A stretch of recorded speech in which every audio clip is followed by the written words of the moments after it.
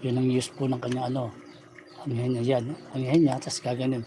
Tapos ito po, ay iti-twist po natin yan. Yan. Para ganyan po mangyayari sa kanyang kamay.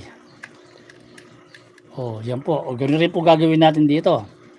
Kunin muna, i-twist muna natin to dito. Twist. Twist. And at the same time ito. Ngayon kunin natin ngayon yung ano, kanyang kamay.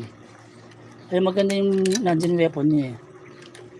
Yung weapon po niya ay para masungkit natin yung kanyang kamay. Yan. Gagawin po natin kamay. Tapos ito, ibabalik natin yan. Kahit natatanggal po yung mga ganyan, madali pong ibalik yan. Ayan. Tapos, kumbaga nakaganyan, titwist lang natin yan. Titwist, twist, twist, twist, yan. Oh. Kumbaga yan na. Ngayon, itong sa head, pagdating sa head, ganyan ang head niya. Pwede na, yan, ibabali lang po yan ng gano'n, no? Oh. Tapos ito, nakikita niyo po, meron siyang dalawang gano'n dun. Means, papasok talaga yung ano niya. Pwede nyo rin pong kung para maiba naman, nakaganyan. Okay lang po yung nakaganyan. Or, pas maganda po yung ganito talagang. Kaya po may dalawang butas yan dyan para papasok po dun. Medyo malinis po ang tingnan. Ganyan po ang back niya. Kaya kung titignan nyo, ayan po siya. Ayan po sa Weirdwolf. Hindi ko ba natin meron siyang ano, meron siyang waist rotation. Ngayon, head on! Yung ganun na maririnig mo po yan pagka sa mismong ano, watching Sir Mayora is here, second channel. Salamat sa pagdaan na Sister Mayora. So ito yung kanyang headmaster.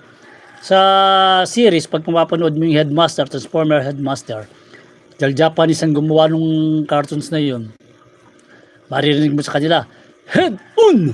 Ganun na. Ngayon, tatransform na natin yung head. Ganyan lang kasimple yung pag-transform po niyan. Lalagay natin dyan. Tapos ito, titwist natin yung ganun. Babali natin yan. Pumunta sa likod. Tapos, ganun yan eh. Head on! Nakikita niyo po yung butas na to. Yun. Ito po. Tingnan mo, pero may clamp siya oh. Na gumagalaw po yan oh. Talagang ipitin po niya yung ulong yan. Head on! O yan o. Nakita niyo na po kung gaano po siya kaangas. Ngayon, let's try paikutin po natin yan para makita niyo lahat ng kanyang details talaga. Yung kanyang all details. Yan po si Weirdwolf na nakatransform na po yan kung titignan nyo. Na talagang yung kanyang pagiging robot mode ay napakaganda po. Na makikita nyo kung makakalaban nyo, mahirap kalabahan niyan kasi meron kagad siyang rocket. Meron siyang rocket sa shoulder. At the same time, headmaster pa siya. Makikita nyo po yung transformation niya. Na nasa nyo po, choice nyo po yan. Kung gusto nyo naman pong hindi mag-yellow yung paa niyan yan, pwede mo yung ikot ng kanyang masasabi natin na fit yung sa kanyang wolf pit. Kaya titignan po natin, close up po natin. Meron pala nalalak pala yun eh. Yun. Yan.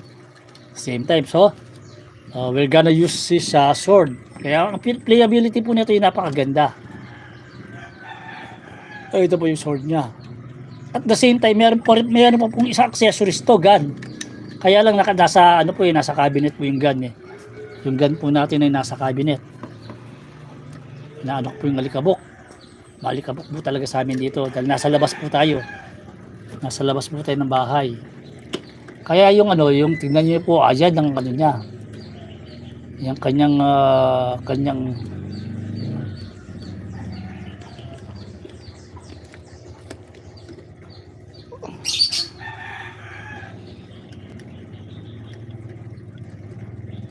yan.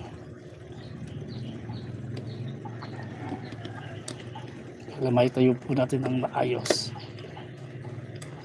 Yan.